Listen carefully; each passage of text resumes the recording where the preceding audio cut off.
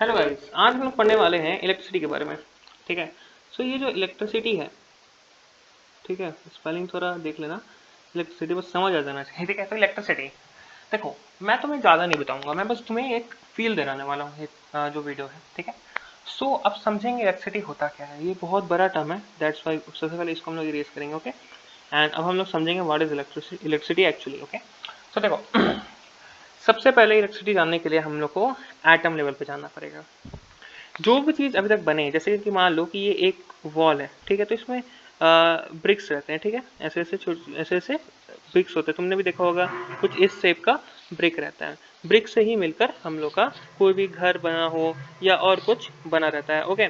सो वैसे ही सिमिलर हम लोग का बहुत सारा जो क्या कहते हैं, एवरीथिंग जो भी एक चीज़ है, वो सबसे स्मॉलेस्ट पार्टिकल, सबसे स्मॉलेस्ट यूनिट पता है उसका क्या है? सबसे स्मॉलेस्ट यूनिट है उसका एटम। एटम का शेप कैसा होता है? देखो, बीच में एक पॉजिटिव चार्ज रहता है एंड उसके अराउंड होते हैं हमारे क्या कहते हैं, सेल्स, जिसमें होता है इलेक्ट्रॉन्स। Okay, electrons, electrons. ठीक है। यहाँ पे हम लोग क्या करेंगे, इलेक्ट्रॉन को ई के जगह पे हम ई हम लोग लिखते हैं, नहीं तो वैसे इसको हम लोग ऐसे भी नोट कर सकते हैं कि एक गोल सा चीज है जिसको हम लोग इलेक्ट्रॉन बोल रहे हैं। सो देखो, ऐसे इलेक्ट्रॉन रिवॉल्व करते हैं। तो सम टाइम बस दो शेल नहीं, ऐसे मल्टीपल, कई बार ऐसे 3 शेल होते हैं, 4 शेल होते हैं, 5 शेल्स होते हैं। सो जितना ज़्यादा सेल्स होते जाएगा उतना डिस्टेंस, मान लेते हैं ये एक, ये एक, ये, तो जितना ज़्यादा सेल्स होते जा रहा है उतना ज़्यादा हम लोग का न्यूक्लियस से डिस्टेंस बढ़ते जा रहा है। एंड सिंस न्यूक्लियस पे हम लोग को पता है पॉजिटिव चार्ज होता है और ये जो इलेक्ट्रॉन है उस पर नेगेटिव चार्ज होता है, दैट्स वाई ये दोनों अट्रैक्टेड रहते हैं। लेकिन जैसे जैसे डिस्टेंस हम लोग बताते जाएंगे वैसे वैसे दोनों का अट्रैक्शन जो है वो कम होते जाएगा। तुम लोग को ये पता ही होगा कि हम लोग मान लेते हैं यहाँ पे मैं एक मैग्नेट ले रहा हूँ, यहाँ पे एक मैग्नेट और ले रहा हूँ। ठीक है। तो ये दोनों जितना दूर हम लोग करते जाएंगे उतना दोनों का बीच का अट्रैक्शन घटते जाएगा। ओके। सो यहाँ पे भी ऐसे ही होता है। तो हम लोग थोड़ा नीचे आते हैं। ओके। सो देखो, यहाँ पे जैसे फिर वही मैं एटम बना रहा हूँ, ये मान लो कि एटम है, ये हो गया इसका पॉजिटिव न्यूक्लियस एंड ये उसके हो गए सेल्स। ठीक है। सो मान लेते हैं कि सबसे लास्ट सेल है और इस पर एक है इलेक्ट्रॉन्स। ओके, इलेक्ट्रॉन है एक। ठीक है। तो डिस्टेंस ज़्यादा दूर होने के कारण ये दोनों में अट्रैक्शन जो है नहीं हो पाता उतना, पॉजिटिव चार्ज जो बीच में है और इलेक्ट्रॉन में। सो क्या होता है ना कि इलेक्ट्रॉन इससे निकल जाता है, क्योंकि इलेक्ट्रॉन भी इस पर कंटिन्यूसली ऐसे मूव करते रहता है। ठीक है। और कभी कभी क्या होता है ना, अगर थोड़ा हीट दे दें या जनरल केस में भी इलेक्ट्रॉन इससे निकल जाता है, तो वो इलेक्ट्रॉन जो है ना इधर उधर मूव करने लगता है।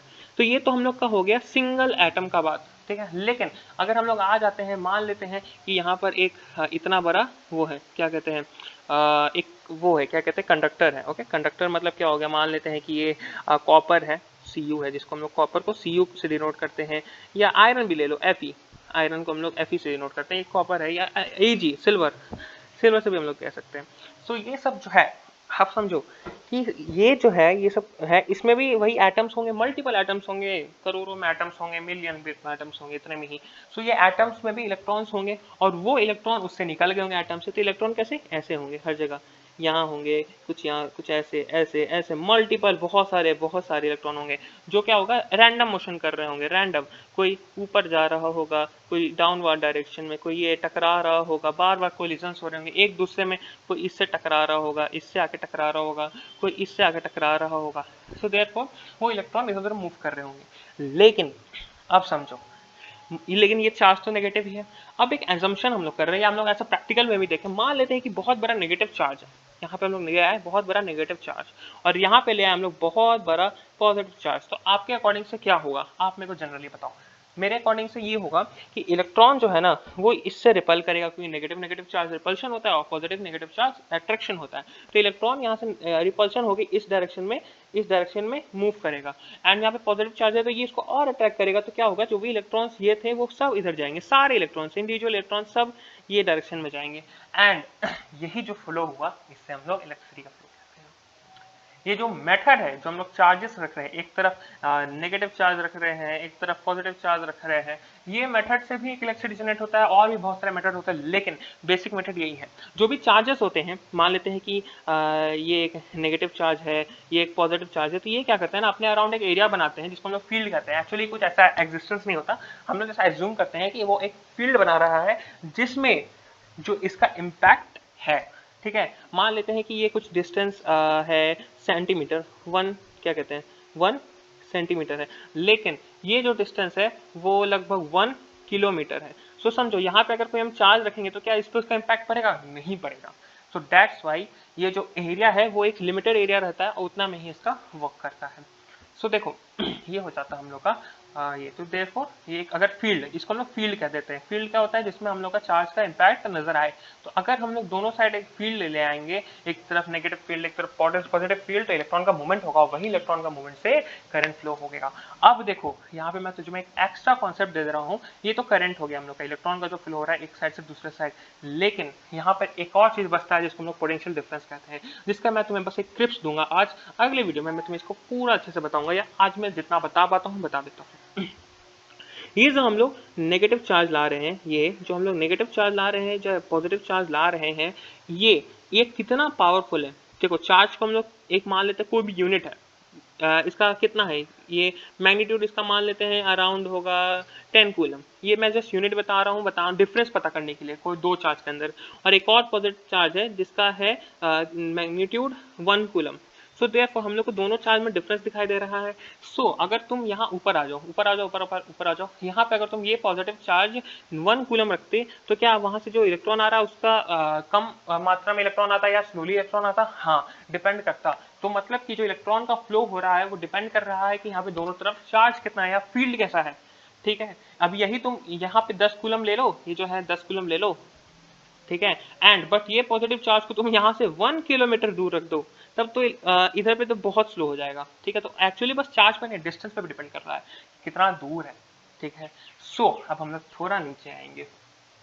अब हम लोग को पता करना है, डिस्टिंग्विश करना है कि कभी भी इलेक्ट्रॉन का फ्लो हो रहा है ना, तो वो इलेक्ट्रॉन का फ्लो हो रहा है तो उसमें हम लोग पता करेंगे, कोई भी दो इलेक्ट्रॉन का फ्लो में हम लोग डिफरेंस देखेंगे कि कौन सा ज्यादा स्पीड से हो रहा है, डिफरेंस क्या है, प्रभाव क्या है।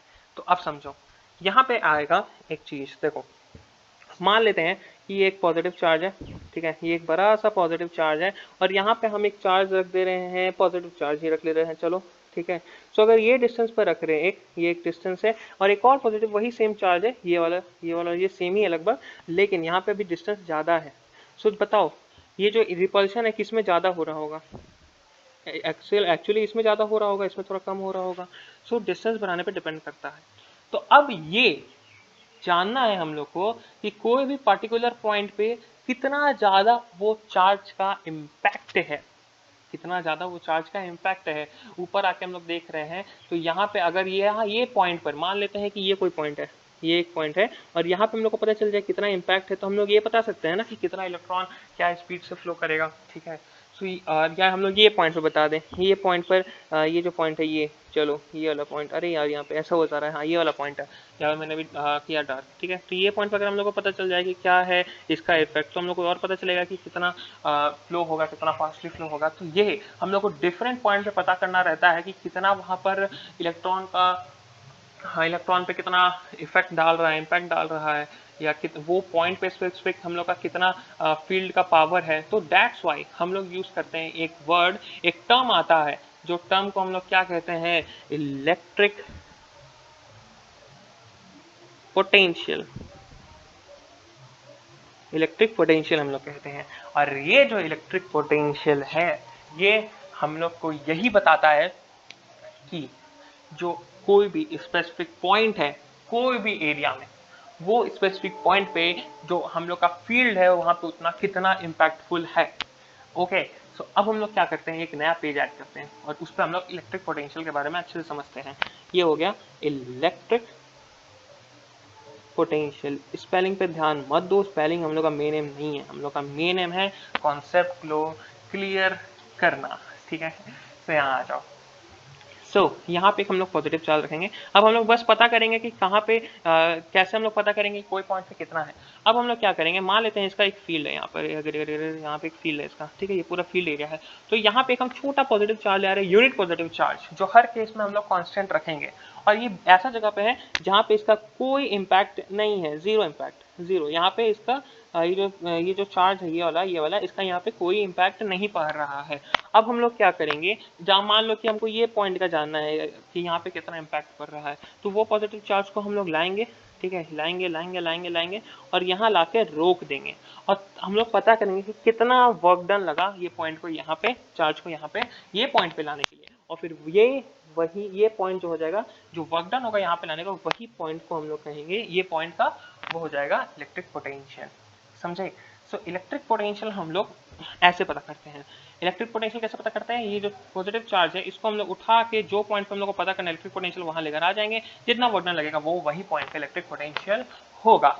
ओके, सो ये यहाँ पे वर्क डन क्यों यूज कर रहे हैं? देखो वर्क डन यूज करने का एक फायदा तो ये है कि अगर वर्क डन यूज करें तो हम लोग ये पता चलेगा कि यहाँ से यहाँ लाने में इसको कितना एनर्जी लगा, तो वो जितना एनर्जी इसको लगा वो इसमें स्टोर हो गया, और वही एनर्जी ये जब भी इसको अगर मान लो कि यहाँ पे ला और यहाँ से छोड़ दिए तो इलेक्ट्रॉन ये मतलब जो चार्ज है वो फ्लो करेगा, तो हम लोग को ये एनर्जी पता चल जाएगा कि इसमें कितना एनर्जी स्टोर्ड है।